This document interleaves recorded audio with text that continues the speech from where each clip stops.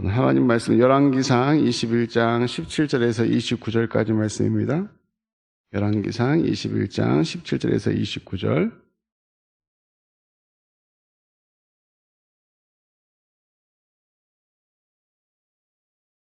잔목소리로 함께 봉독하시겠습니다.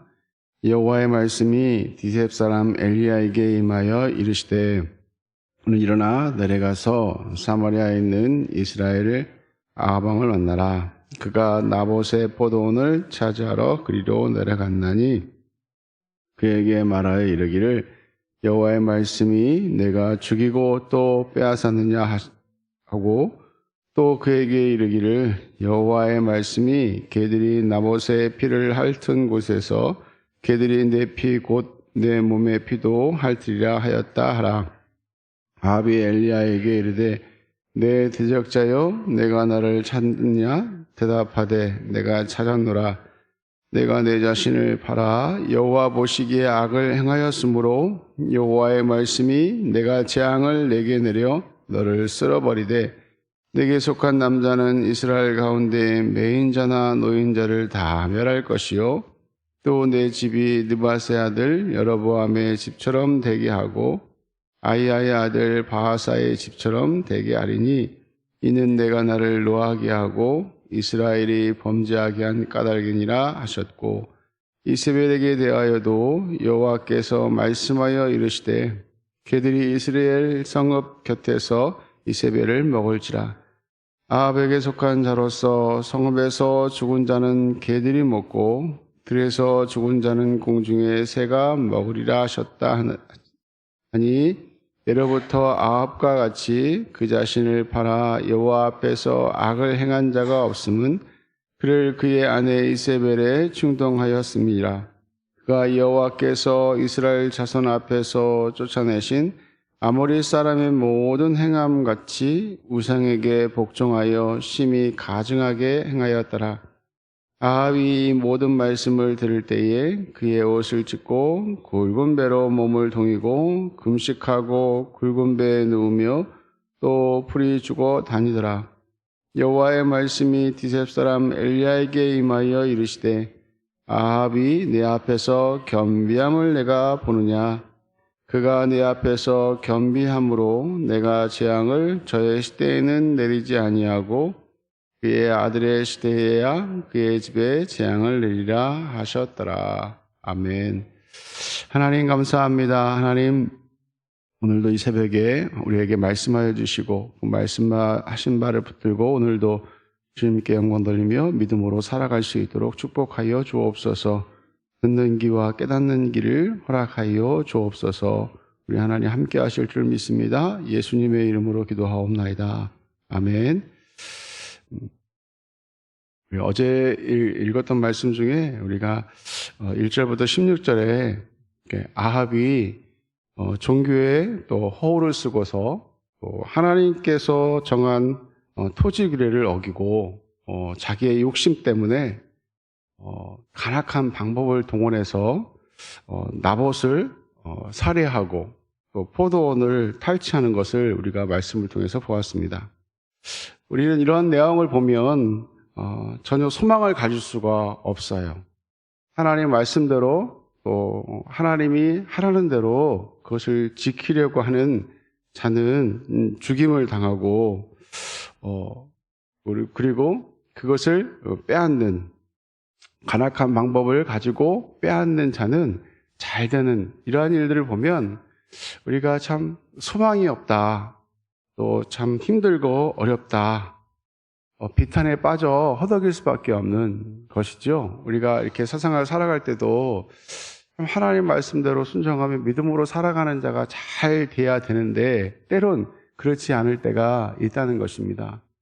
그리고 반대로 하나님 말씀대로 살지 아니하고 제 뜻대로 자기 의지대로 살아가는 자가 잘 될 때가 있어요. 그럴 때는 배가 아프죠. 힘들죠. 어렵죠.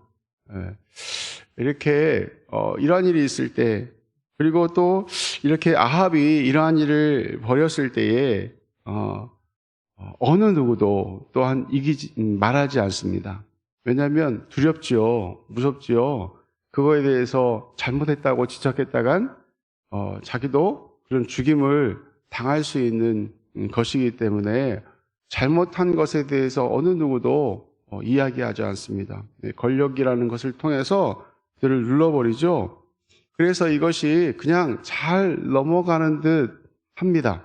그러나 사람은 힘으로 누르고 또 속일 수는 있지만 하나님은 힘으로도 누를 수 없고 하나님은 속일 수가 없는 것입니다. 소리 소문 없이 자기들이 몰래 했다 하더라도 잘못된 방법이 이거 통했구나라고 생각했다 할지라도 하나님은 그것을 다 알고 계시고 거기에 대해서 합당한 벌을 내리시지요. 이럴 때 하나님께서 어느 누구도 사람은 이야기하지 않지만 하나님께서 엘리야를 부르십니다. 엘리야를 통해서 그 죄악을 지적하고 하나님의 심판을 선포합니다. 그래서 이것을 통해서 하나님은 살아계시고 하나님은 여전히 하나님의 백성 편에서 서 있구나라고 하는 것을 통하여 우리에게 소망을 가져다 준다는 것이죠. 인간이 자기의 죄악을 숨길 수 있다고 생각하는 것처럼 어리석은 것은 없다. 아까도 말씀드린 것처럼 사람은 속일 수 있지만 하나님은 속일 수 없는 것입니다. 그런데 우리는 하나님도 속일 수 있다라고 생각하며 살아갈 때가 참 많이 있어요. 그것은 왜 그러냐면 하나님을 우리가 의식하지 않기 때문인 것입니다. 우리가 이렇게 하나님 앞에서의 삶을 살아가야 되는데 하나님 앞에서의 삶을 살지 않는다는 것이죠. 내 의지와 내 뜻. 여기 보면 20절에 보면 내가 네 자신을 팔아 이런 말이 나옵니다. 이것은 하나님을 바라보는 것이 아니라 자기의 뜻과 자기의 욕심과 자기의 그런 탐욕을 따라서 행했을 때에 하나님 앞에서 범죄할 수밖에 없다는 것이죠. 이처럼 우리는 이러한 일이 있을 때에 우리가 하나님을 우리가 기억해야 될 줄로 믿습니다. 하나님을 기억할 때 하나님은 반드시 그것에 대해서 말씀하시고 그것을 책망하신다라는 것입니다. 그런데 중요한 것은 오늘 20절 말씀 아까 금방도 읽었지만 아합이 엘리야에게 이르되 내 대적자여 내가 나를 찾았느냐 이렇게 말합니다. 우리는 아합은 이 엘리야를 대적자라고 여깁니다. 늘 엘리야는 아합에게 좋은 얘기하는 사람이 아니었거든요. 그러니까 대적자라고 여깁니다. 근데 중요한 것은 이런 소리를 말을 듣는 자가 복이 된다는 것입니다. 어느 누구도 자기의 잘못을 책망하지 않는 시대에 우리는 살고 있어요. 학교에 가도 선생님이 학생의 잘못을 지적하지 않습니다. 왜냐하면 지적했다가 괜히 구설수에 오르기도 하고 어려운 일이 생기기 때문에 어느 누구도 다른 사람의 잘못을 이야기하지 않습니다. 그리고 학교뿐만이겠습니까? 그래서 제가 이제 우리 아이들한테도 그런 얘기 하지만 누군가에게 너의 잘못을 지적해 준다면 감사히 여겨라. 감사히 여겨야지 그것을 듣기 싫은 것으로. 요양원에서도 우리 엊그제 이제 보호자 회의를 했는데 우리 보호자님들한테도 그런 말씀을 드렸어요. 꼭 간에 우리가 잘못한 것이 있으면 말씀해 주셔라. 우리 스스로는 잘하고 있다고 생각하는데 보호자님들이 보셨을 때 잘못하고 있다고 보여지는 것이 있으면 말씀해 주시면 저희가 고치겠다. 이게 고쳐나가는 게 좀 맞습니다. 근데 우리는 그것을 나의 잘못을 지적하면 어때요? 기분이 상하죠. 듣기 싫습니다. 그런데 우리가 이런 말을 들을 수 있음이 감사한 것이에요. 주일마다 우리가 예배하며 하나님 말씀 들을 수 있음이 우리에게 축복인 줄로 믿습니다. 그 말씀을 들을 때 간혹 우리의 마음에 찔림이 될 때가 있어요, 없어요? 있어요. 그럴 때 하나님께 감사하시기 바랍니다. 말씀하시는 목사님께 감사하시기 바랍니다. 들을 수 있음이 감사한 거예요. 그것을 지적하지 않으면 내가 무슨 죄를 저지르고 있는지 몰라요. 내가 무슨 잘못을 지금 하고 있는지 모릅니다. 예. 그래서 그 말씀을 듣고 깨달을 수 있는 것이 복이다 생각하고 항상 감사하며 또 내 죄악을 지적해 주는, 또 그래서 오늘 그 27절 말씀 보면 아합이 이 모든 말씀을 들을 때에 그의 옷을 찢고 굵은 배로 몸을 동이고 금식하고 굵은 배에 누우며 또 풀이 죽어 다니더라. 하나님은 하나님이 주신 기회를 이렇게 선용하는 사람을 기뻐하십니다. 아합이 그렇게 악한 왕이라 할지라도 하나님께서 주신 기회예요. 우리가 이 땅을 살아갈 때, 이 땅에 살아갈 때가 하나님이 주신 기회입니다. 잘못했을 때 하나님 앞에 이처럼 아합처럼 악한 왕이라 할지라도 하나님께 회개하면, 하나님 주신 기회를 가지고 하나님께 나아가면 하나님께서 용서하십니다. 오늘 29절 말씀 우리 같이 읽어볼까요? 아합이 내 앞에 겸비함을 내가 보느냐? 그가 내 앞에서 겸비함으로 내가 재앙을 저의 시대에는 내리지 아니하고 그 아들의 시대에야 그의 집에 재앙을 내리라 하셨더라. 참 하나님이 주신 이 기회를 아합은 잘 잡았어요. 그렇게 악한 잘못을 하였음에도 불구하고 그는 하나님께 회개합니다. 하나님께 회개하니 하나님께서 그 회개를 받아주시죠. 어떤 죄악을 지었다 할지라도 하나님께 회개하며 나아가는 자에게 하나님은 용서라는 그런 방법을 통하여 그를 받아주시는 것을 우리는 볼 수 있습니다. 그래서 하나님은 하나님의 백성이 하나님께 돌아오는 것, 돌이키기를 원하시는 거예요. 우리 자녀들이 잘못하고 있을 때 또 계속 잘못하고 있어. 잘못해 계속. 지금 그러면서 그렇게 하는 부모는 없습니다.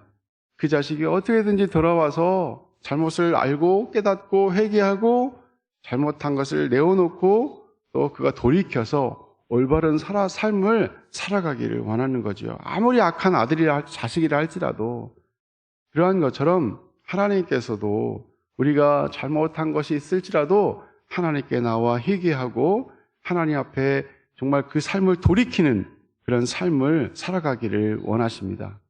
그래서 그 대에는 하나님께서 그의 집에 재앙을 내리지 아니하겠다.